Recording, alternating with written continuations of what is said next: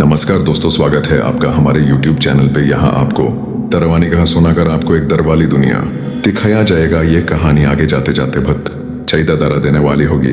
चलो दोस्तों शुरू करते हैं। मेरा गांव MP के एक छोटे से इलाके में है।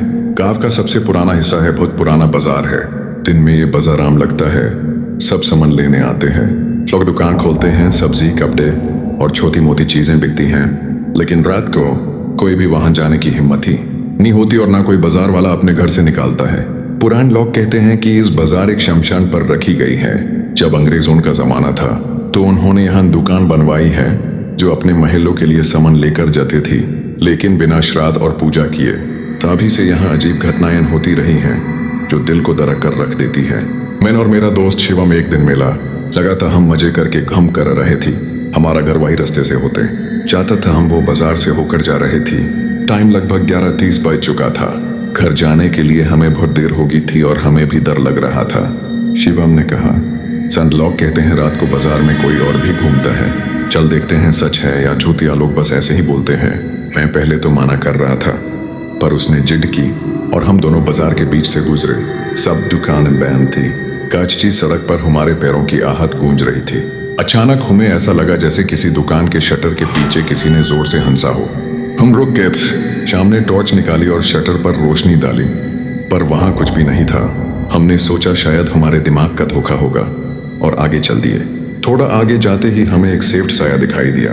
एक औरत सेफ्ट साड़ी पहने एक पुरानी दुकान के सामने खड़ी थी।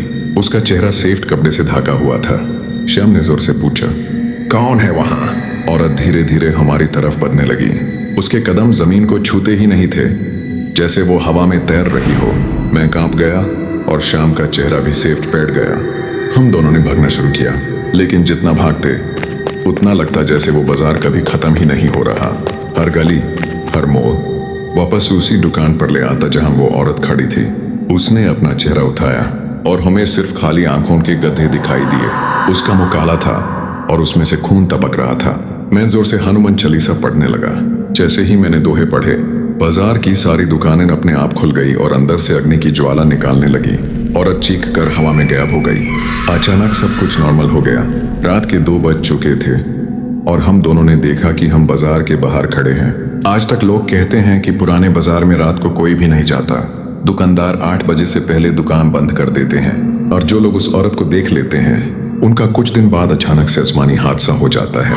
इसलिए गांव में एक कहावत है, रात के बाद पुराना बाजार सिर्फ उनका है जो इस दुनिया के नहीं है।